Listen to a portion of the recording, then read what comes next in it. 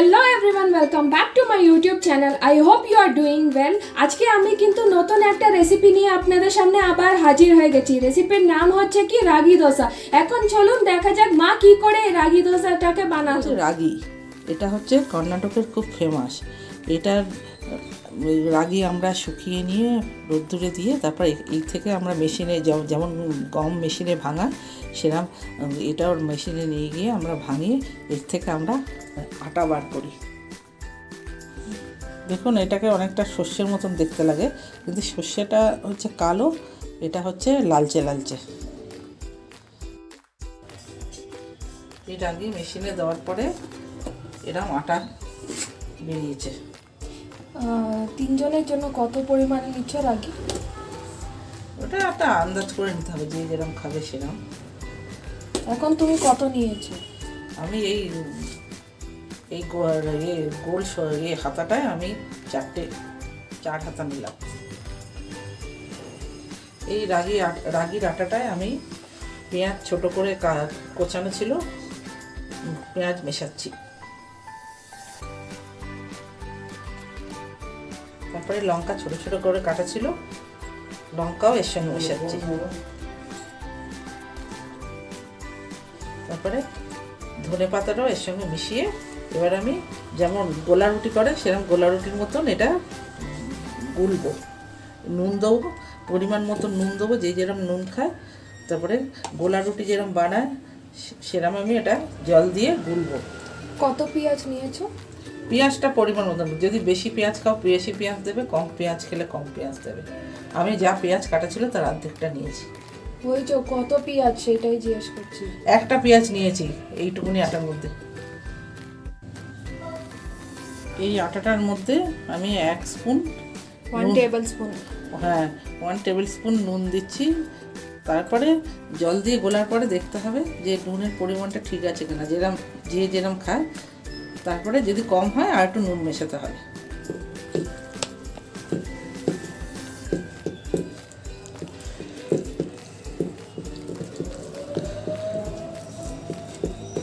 জলটা পরিমাণ মতন দেখে দেবেন। বেশি পাতলাও হবে না, আবার বেশি মোটা হলে ভাল লাগবে না, মানে মিডিয়াম গুলবেন। জলটা ঘন হয়ে গেলে এটা ঘন হয়ে গেলে হ্যাঁ উঠবে না দোসা। আর এটার মধ্যে কোনো সোডা কিছু দিচ্ছি না, কেন সোডা শরীরের পক্ষে খুবই খারাপ, সেই জন্য আমরা দিচ্ছি না। আর একটু জল লাগবে।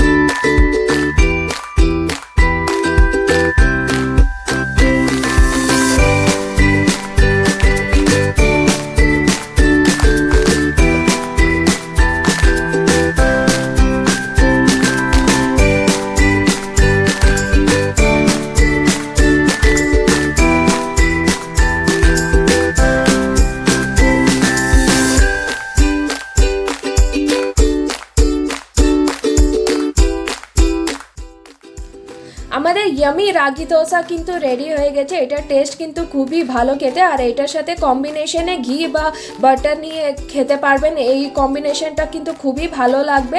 আর এই রাগি কিন্তু আপনারা ফ্লিপকার্ট বা অ্যামাজনে পেয়ে যাবেন। যদি আপনারা মনে করুন এই রেসিপিটা বানাবেন তাহলে ওইখান থেকে পারচেজ করে নিতে পারবেন। যদি আপনারা এই লিঙ্কটা খুঁজে না পেলে আমাকে কমেন্ট করে জানিয়ে দেবেন, আমি ওই লিঙ্কটা আপনাদের প্রোভাইড করে দেব।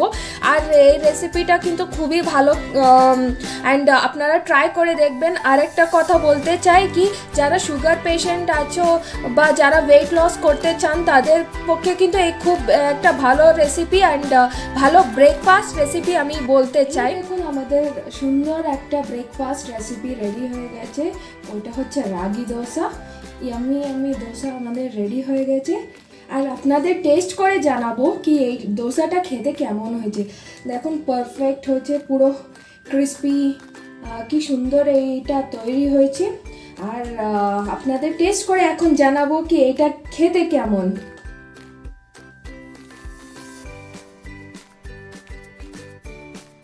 খেতে কিন্তু খুব দারুণ হয়েছে। আর এটা যেহেতু খুব পাতলা আছে, আপনারা ভাববেন না কি এটাতে পেট ভরবে না কিনা, না এটা একটু হেভি ব্রেকফাস্টই। আমার ভিডিও কিন্তু এইটুকু। যদি আপনাদের কিছু ভালো লাগলে do like, share and subscribe. এই রেসিপিটা অবশ্যই ট্রাই করে দেখবেন।